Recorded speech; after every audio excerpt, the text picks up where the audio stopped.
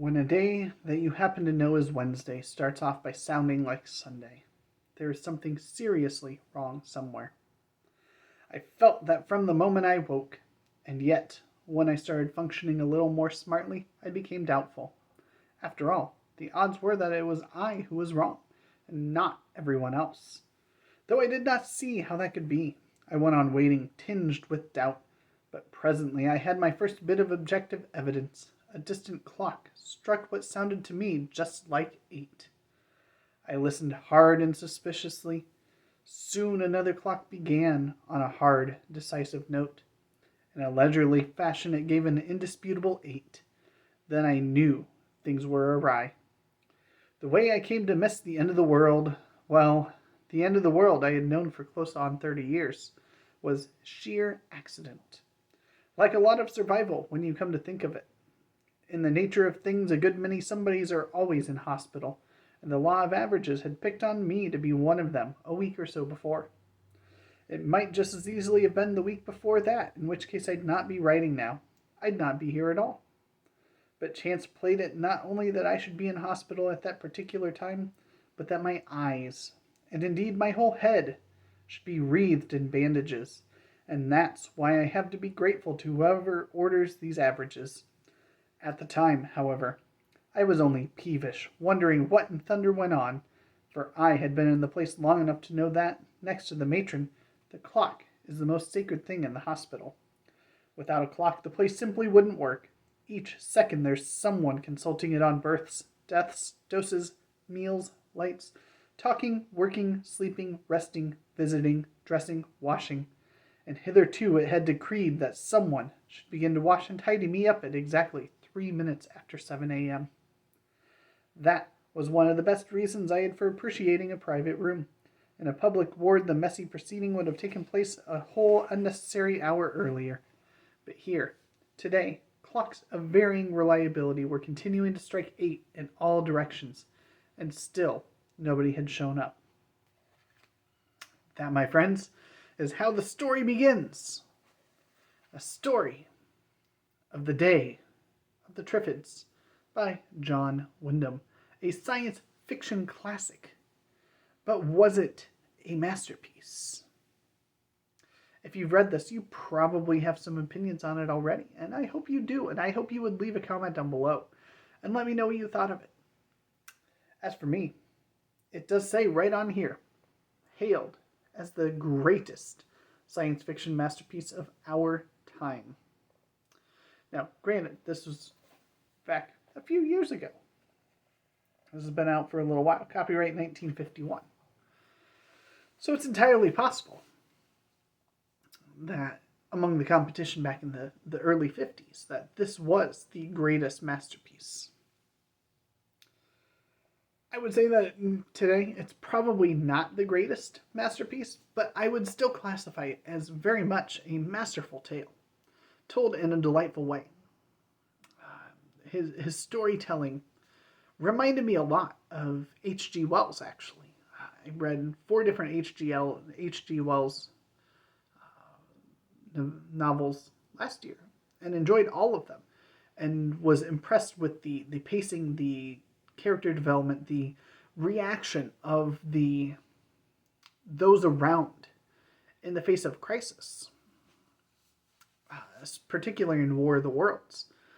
And this evoked, in a very, very different way, that same sense of a reasonably realistic response to what was going on. See, there's a couple of big events that lead to this Day of the Triffids. One is an event that, not to spoil too much, but ends up blinding a good portion of the population, of which our main character, as you heard it there at the beginning. The only reason he was able to survive is he was in the hospital, and he had had a procedure that had made it so he couldn't see at the time.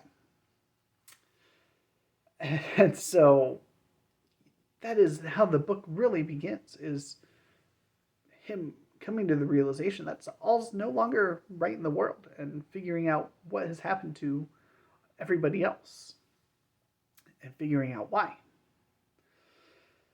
And then from there, a humongous portion becomes about the Triffids, these giant plant creatures that are very tall.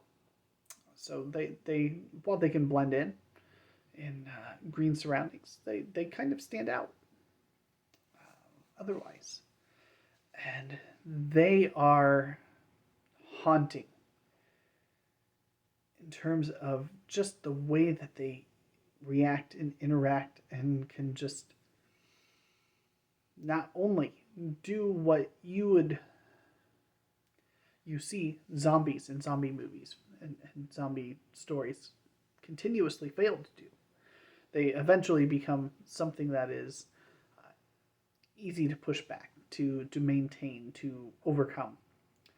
And the Triffids never really get to that point. They are always a menace. They're always a threat.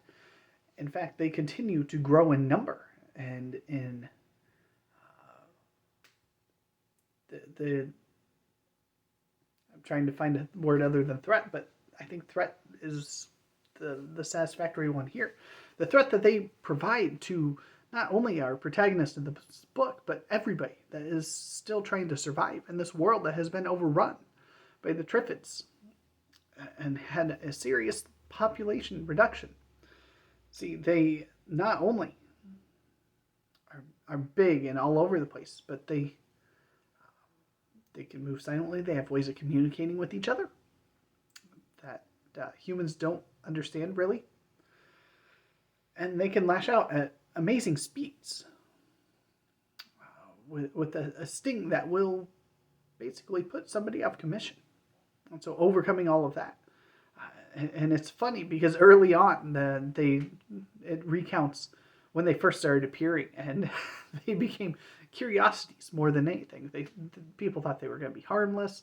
They kept them around as pets, and they found that, okay, yeah, there's a sting, but if we prune it every year or two, it'll be fine. And nothing breeds a ripeness for tragedy more so than becoming complacent with something that's potentially dangerous. And something that we may not have Triffids today, but we have things that could easily be substituted in the place of a Triffid that have become commonplace in our world, and we become desensitized to just how important they are, just how much of an impact they have. This book is a page turner. It's suspenseful. It's delightful. I had a hard time putting it down. It was very much a read that I needed at the time. And I did go back and forth between physically reading it and listening to an audiobook of it that I found on YouTube. Because I didn't want to put it down, but I had to do adult things. And so, okay, I have to wash the dishes. I'm going to throw on the audiobook and listen for a chapter while I'm doing all these chores. Oh, I need to get out and go for a walk as the weather's nice and I have some free time from the obligation. I'm going to throw on the audiobook and I'm going to go for that walk. And it was wonderful to jump between both of those. The audio narrator was good, did a fantastic job. And the writing inside the book was equally excellent. So, is it a masterpiece? Yes. I would say it is a masterpiece. Is it the greatest science fiction masterpiece of all time? No. I don't think it is. I think it's been surpassed by others. There are books that I love far, far more. But this is easily one of the better books I've read this year. I would probably put this just ahead of City by Clifford D. Simak, which I read just the end of last month as well. And absolutely loved it to pieces. And both of these are great examples of wonderful science fiction. And both of these are books that Michael K. Vaughan shot my way. And I'm very, very happy to have read both of these. So if you have never read The Day of the Triffids, I can give my full endorsement to back up what Michael has already said repeatedly on his channel. This is a fantastic book. This is one of his favorites. And I challenge you to pick it up and read it and find out why, because it's definitely worth the time. It's going to be done before you know it, and you're going to have a hard time putting it down because it was just a perfect blend of dystopian, before dystopian was a buzzword, and suspense and horror, and seeing how humanity as a whole, and these characters in particular,